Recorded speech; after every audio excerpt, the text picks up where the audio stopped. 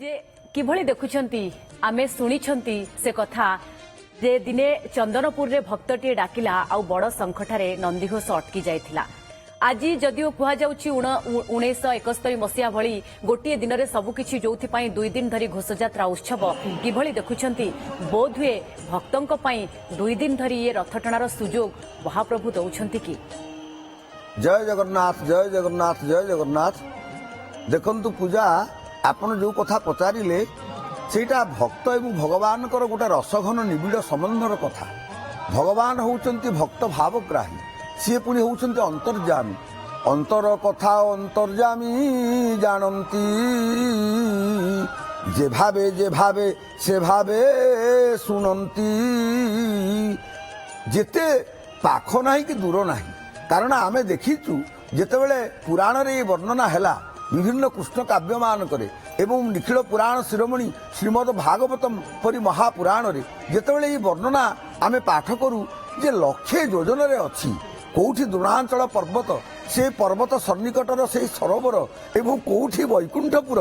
आपण भावंतु ये खाली योजन योजन दूर नुह, माने लक्ष लक्ष नुह, कोटि कोटि नुह, अर्बुद अर्बुद माने असंख्य योजन दूर रे ए दूरता केते। किंतु जेतेबेले गजेन्द्रटीए पड़ी जाइछि कुंभीरटाକୁ टाणिकी नौछि। असल कथाटी कौन कि पूजा मैडम जे जेतेबेले जीव निजे होछि से हाथी, कारण जेतेबेले जंगल जली जाउछि तार देहरे निया धांस बाजुछि से आकुल व्याकुल होइकी जाउछि, तार व्याकुलता बढ़ी जाउछि। मु टिके कोठी स्नान करि पकेबी, मु कोठी टिके मंदे जल पान करिवि। सेमिति ये संसार जो दावानल जलुछि ये संसार भितरे आमे मध्य सेमिति विभिन्न तापरे तापित आमे धाइछु कोठी से सरोवर एवं सेई ये संसार जो काम सरोवर ये काम सरोवर भितरे कामनार जो सलिल तार भितर को मन मतुआला हाथी प्रवेश कर जाउछि।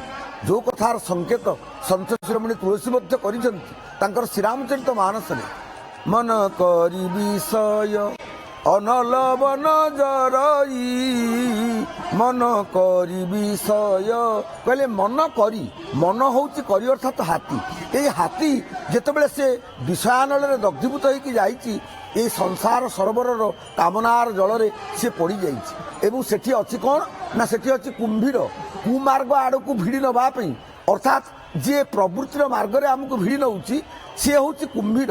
एवं से जो कुंभीर से कुंभीर ये आक्रमण निजक प्रतिहत करिवार आ मार्ग किछि नाही। से हाथी देखिला जे मु तो सुनिछि जे जड़े किए नारायण अछंती, जड़े किए जगतर सर्वमय कर्ता अछंती, जड़े किए जगतर सर्वेश्वर अछंती। जदि से प्रभु थांती रखु न रखु से जानई ताबिने आन गति नाही। तेणु सी मत रखिले रखिबे नहले न रखिले न रखिबे। अंततः तांकु टिके स्मरण करे। जेतेबेले भगवान से स्मरण करिछि गजेन्द्र सेतेबेले चिंता करुच्ची जे भगवान को तो किए केते कौन दिए, मु कौन दे पारि। ये परिस्थिति तो मो पाखे किसी संबल ना, किंतु चाही देखिला सरोवर रे फुटी सुंदर पद्म फूलमान प्रस्फुटित हो जाइछि। आपण देखिबे आज्ञा जेतेबेले से प्रस्फुटित पद्मरु सुंदरे हाथी गोटे तोलिकी धरिला, तोली घेनिला पद्म फूल बोइला घेन आदि मूल।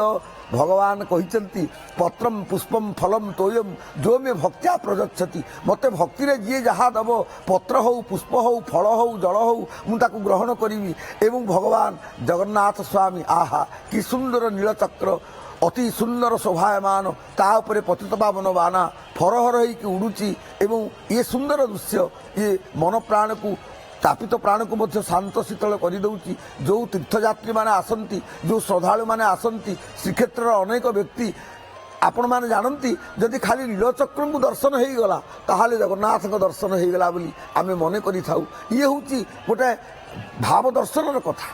तेबे जहा हौ जेतेबेले वैकुंठाधिपति भगवान विष्णुंकर कानरे जगन्नाथଙ୍କ कानरे शब्द निकोणित हैला गजेन्द्र डाकुची पाहिमाम त्राहिमाम जगदीश्वर पाहिमाम त्राहिमाम रक्षमाम। भगवान आसिले गरुड़ पृष्ठरे आसिले एवं आसी तांकर चक्र को पठेइले एवं से कुंभीर को विदीर्ण कले एवं गज को उद्धार कले।